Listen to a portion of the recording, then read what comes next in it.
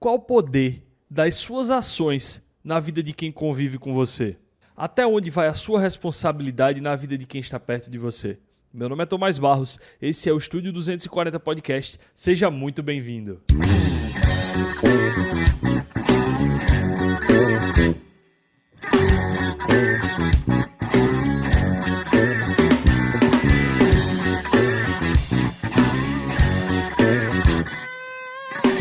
Este episódio trata-se de um insight pessoal em relação ao assunto que será abordado durante o podcast.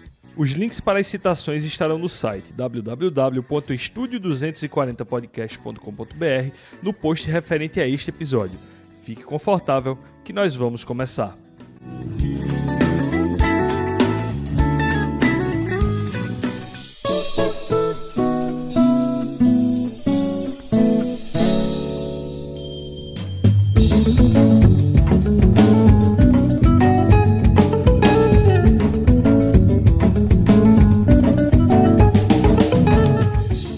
Nos últimos meses, eu assumi alguns posicionamentos que mudaram bastante coisa em relação à minha vida pessoal e profissional.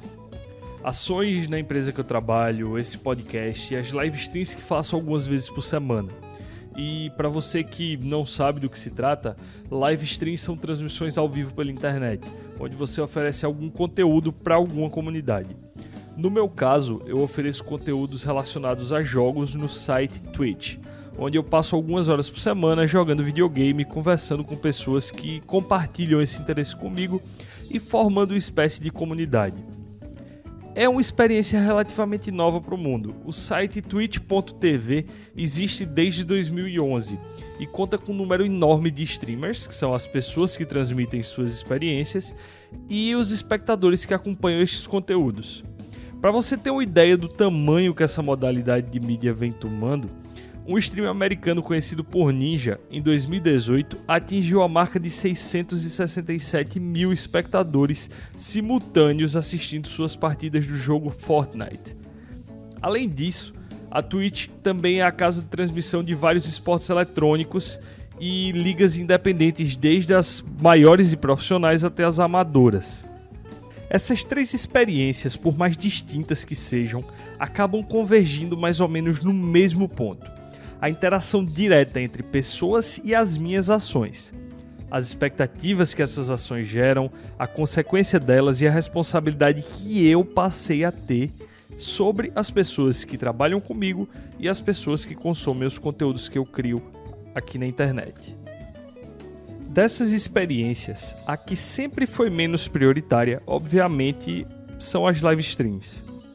Já que o retorno financeiro é bastante baixo e eu sempre tratei mais como algo para me divertir e conhecer pessoas novas do que fonte de renda em si. Não que não possa se tornar, mas dificilmente eu conseguiria fazer a live stream uma boa fonte de renda dispondo de tão pouco tempo para elas, como é o meu caso. Muitas pessoas vivem sim de live stream, mas precisam investir uma quantidade grande de horas na plataforma para que o retorno financeiro seja suficiente para se viver. Mas foi exatamente através das live streams que eu percebi e comecei a observar a relação que as pessoas criam com o meu trabalho. Por mais que pareça óbvio dizer que o meu trabalho impacta na vida de pessoas, eu sempre olhei para esse fato de maneira mais material. Como, por exemplo, exercer a minha atividade como gerente comercial permite que o vendedor, diante das minhas instruções, possa ter o seu desempenho melhorado, que o cliente sinta o reflexo das diretrizes passadas com a melhora do atendimento e que a empresa sinta o reflexo como a melhora no faturamento que isso tudo vai gerar. Isso não só existe, como é a parte quantificável e, entre aspas, óbvia do trabalho. É onde se baseiam relatórios, onde se estuda a performance e onde tudo isso mais palpável acontece. Algumas semanas atrás, eu marquei com as pessoas que assistem, que acompanham o meu trabalho na Twitch, uma das lives para uma terça-feira em torno das 8h30 da noite. Chegado o dia, como de costume, eu saí da empresa, me alimentei e fui fazer os meus exercícios físicos. Quando foi ali em torno das 8 horas da noite, um dos meus espectadores, através de um grupo de WhatsApp, mandou uma mensagem me fazendo entender que ele já estava esperando a transmissão, que ele já estava na expectativa. E foi a partir desse momento que a minha percepção sobre o impacto do meu trabalho na vida de quem está relacionado a isso de forma direta ou indireta em qualquer uma das instâncias mudou completamente.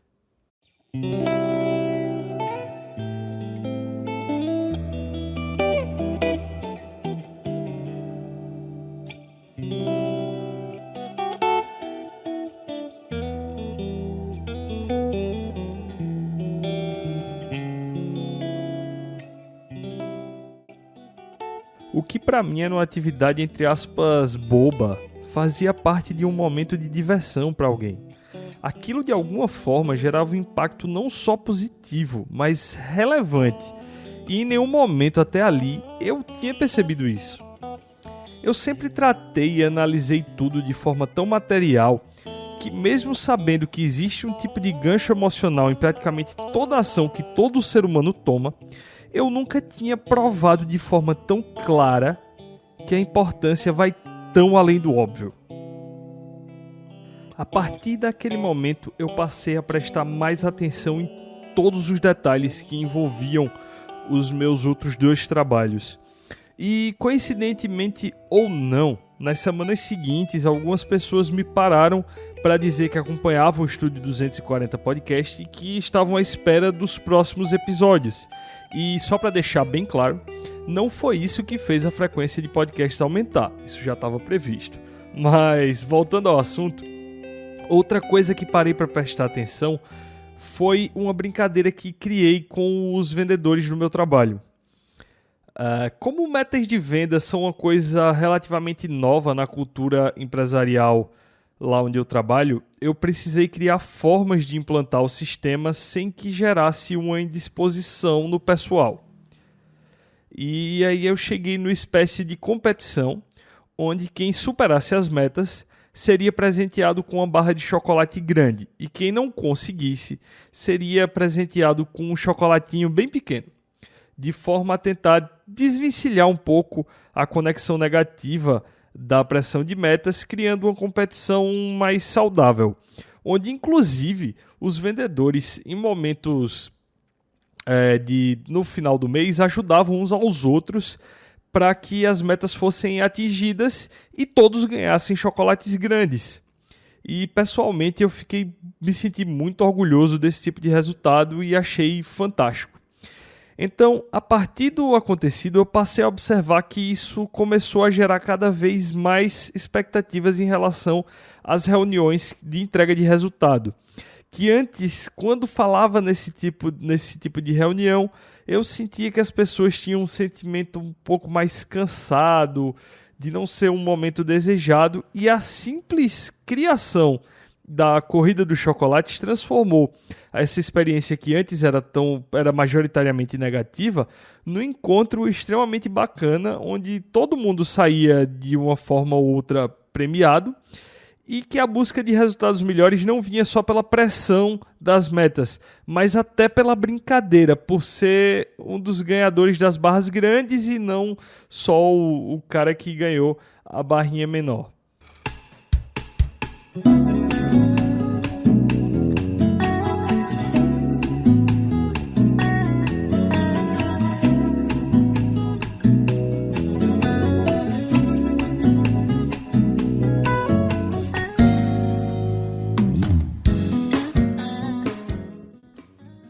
Tudo isso me fez chegar no ponto que sempre teve embaixo do meu nariz e eu sempre falhei miseravelmente em ver. Mesmo a vida tendo tentado repetidas vezes me mostrar isso, eu só consegui ver a partir desse estralo que eu contei no início do episódio, que é a expectativa que as pessoas criam em relação a você e às suas atitudes.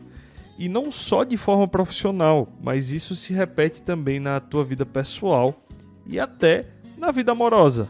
No livro Sapiens, Uma Breve História da Humanidade, Yuval Noah Harari, escritor do livro, explica que o que diferencia nós, os seres humanos, de outros animais não se trata só da nossa capacidade de comunicação, já que existem provas o suficiente que outros animais se comunicam de forma bastante clara na natureza, através de sons e outros comportamentos. E nem a capacidade que a gente tem de se organizar em bandos, já que, inclusive, outros primatas, por exemplo, como os chimpanzés, não só se organizam, mas em grupos fundamentais e estruturados muito parecidos com os nossos. Então, de acordo com ele, algo que nos diferencia é a capacidade de imaginar. E que isso é facilmente exemplificável a partir de uma análise que ele faz sobre a concepção, por exemplo, de uma empresa, que é algo que existe literalmente apenas na nossa imaginação. Usando o exemplo que o próprio escritor dá, uma fábrica, por exemplo, não se trata das pessoas, nem da sua estrutura física, nem das matérias-primas e nem materiais acabados. Pessoas podem ser demitidas, prédios e estruturas vendidos, material transformado e vendido, e a empresa vai continuar existindo. Vai poder trocar todo o seu quadro pessoal, comprar novas instalações e fazer tudo isso literalmente sem existir. Ao mesmo tempo que pode, através de uma ordem judicial, por exemplo, ser dissolvida, e mesmo as estruturas estando lá, pessoas e materiais existindo, a figura deixa de existir completamente. Nosso nível de imaginação é tão grande que pode, através de uma figura literalmente que só existe na imaginação coletiva, mudar a realidade de pessoas através do planeta inteiro, através de geração de empregos, riquezas, oportunidades e produtos. Por sermos seres tão imaginativos, praticamente tudo pode se basear nessa criatividade, inclusive a expectativa, que está intimamente ligado a todas as relações interpessoais humanas, que inclusive pode guiar o sucesso ou fracasso de uma vida profissional.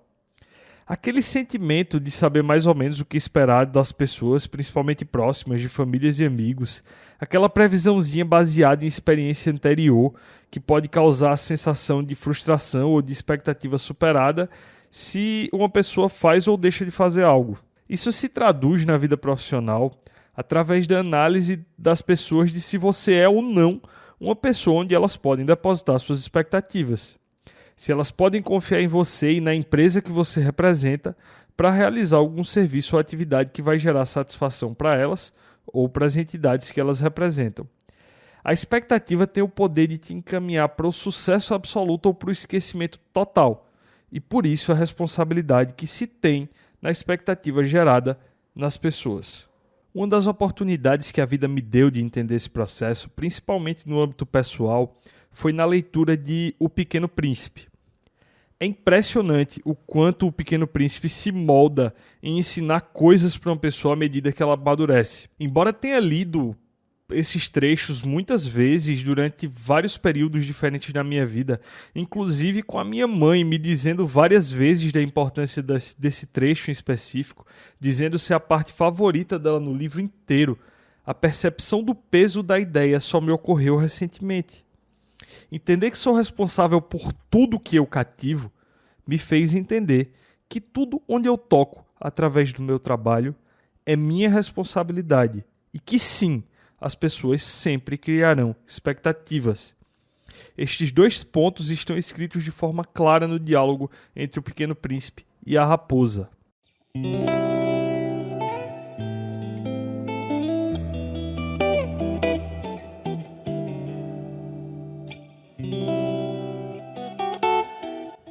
Foi então que apareceu a raposa. "Bom dia", cumprimentou a raposa. "Bom dia", retrucou educadamente o Pequeno Príncipe. Olhou em volta e não viu ninguém.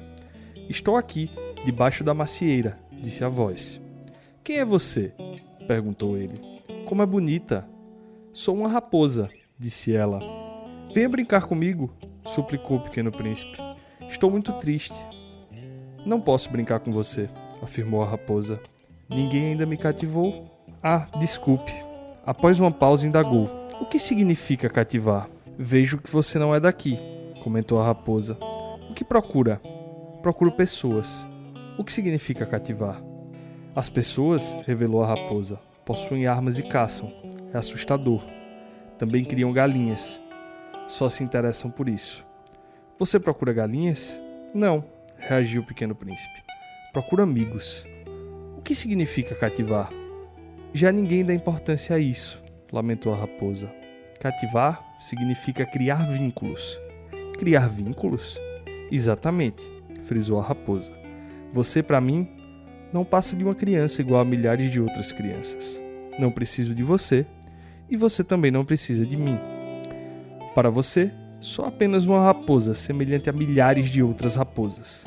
Porém, se me cativar, sentiremos a necessidade um do outro. Você será único no mundo para mim e eu serei única no mundo para você.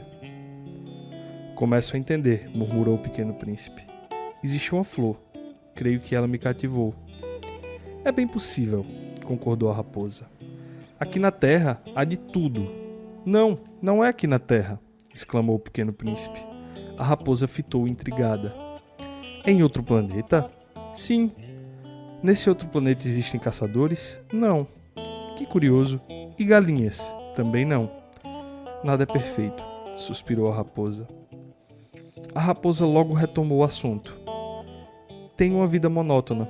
Caço galinhas e os homens me caçam. Todas as galinhas são parecidas e todos os homens também se parecem. Isso me aborrece um pouco, mas se você me cativar, minha vida ficará iluminada. Serei capaz de distinguir o ruído dos seus passos, do ruído de todos os outros passos. Os outros me obrigarão a me esconder num buraco, já seus passos me farão sair do buraco, parecerão uma música convidativa. Olhe, vê lá adiante os campos de trigo. Eu não como pão. Para mim, o trigo é inútil. Campos de trigo nada significam para mim. E isso é triste. Mas seus cabelos são dourados. Seria encantador você me cativar. O trigo, que também é dourado, me fará lembrar de você. E me deliciarei com o afago do vento nas espigas de trigo. A raposa se calou e ficou admirando o Pequeno Príncipe. Por favor, cative-me, suplicou. Bem que eu gostaria, reagiu o Pequeno Príncipe. Mas não disponho de tempo. Devo fazer amigos e ainda conhecer muita coisa. Só se conhece bem o que se cativa, observou a raposa. As pessoas já não têm tempo de conhecer nada. Preferem comprar tudo pronto nas lojas. Como não existem lojas que vendem amigos, as pessoas não têm mais amigos. Se quer um amigo, trate de me cativar. E o que devo fazer? Disse o Pequeno Príncipe. Deve ser paciente, aconselhou a raposa. Fique sentado assim no jardim, a certa distância de mim. Olharei para você com o canto do olho e você não dirá nada. A linguagem é um poço de mal-entendidos, mas a cada dia você se aproximará mais de mim. No dia seguinte, o Pequeno Príncipe retornou. Seria melhor você retornar na mesma hora, queixou-se a raposa. Se sei que você virá, por exemplo, às 4 da tarde, às 3 já começarei a me sentir feliz. E quanto mais a hora avançar, mais feliz ficarei. Às 4 em ponto, toda animada, provarei o sabor da felicidade. Porém, se você não disser a hora que virá, não poderei preparar meu coração e preciso manter certo ritual. O que é ritual? Indagou o Pequeno Príncipe. É algo que também anda muito esquecido, lamentou a raposa. É o que faz um dia ser diferente do outro, uma hora diferente das outras horas. Por exemplo, há um ritual adotado pelos homens que me caçam. Nas quintas-feiras, eles dançam com as moças da aldeia. Então a quinta-feira é para mim um dia maravilhoso. Posso passear entre as parreiras de uvas. Se os caçadores não tivessem dia certo para dançar, os dias seriam todos iguais e eu não saberia quando passear. Assim, o Pequeno Príncipe cativou a raposa, até que chegou a hora de partir. Ah, murmurou a raposa, vou chorar. A culpa é sua, disse o Pequeno Príncipe. Eu não queria magoá-la, mas você insistiu que eu a cativasse. Você tem razão, confirmou a raposa. E vai chorar? Vou sim. Isso significa que não foi bom nosso encontro? Foi bom, reconheceu a raposa. Por causa da cor do trigo? E acrescentou. Vá ver de novo as rosas. Você concluirá que a sua é única no mundo.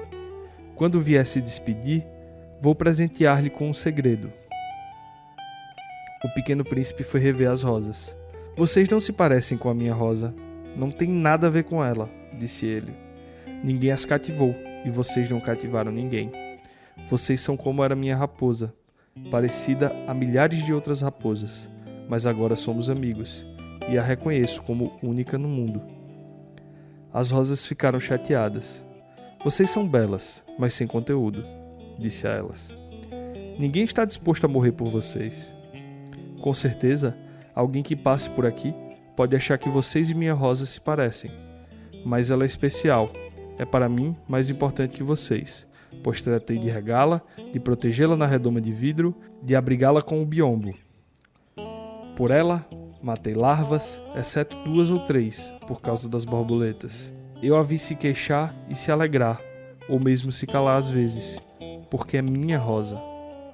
Virou-se para a raposa. Adeus. Adeus, retrucou a raposa. Eis meu segredo. É muito simples. Só se vê bem com o coração. O essencial é invisível aos olhos. O essencial é invisível aos olhos, repetiu o pequeno príncipe para memorizar. É o cuidado que você dedicou à sua rosa que a faz tão especial. O cuidado que dediquei à minha rosa, repetiu ele para gravar a lembrança. As pessoas esquecem essa verdade, frisou a raposa. Mas você não deve esquecê-la. Você se torna eternamente responsável por aquilo que cativa. É responsável por sua rosa. Sou responsável por minha rosa, repetiu o pequeno príncipe, a fim de jamais esquecer.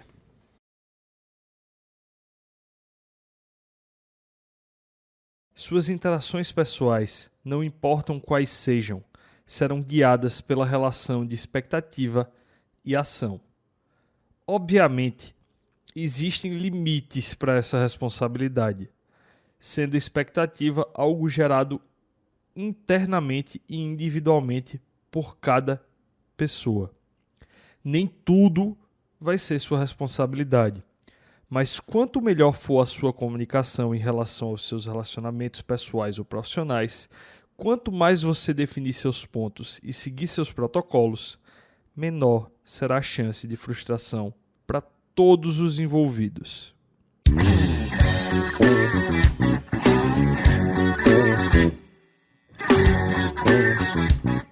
Agradeço a Igor Gnomo mais uma vez por ceder sua obra para dar mais vida a este podcast. Todos os links para a obra de Igor Gnomo estão linkados no post desse episódio no site www.estudio240podcast.com.br. Agradecemos também a Caso Ferrageiro, que traz este episódio para você, nos seus quase 100 anos de história e sua vontade incessante de disseminar o conhecimento. Obrigado e até a próxima.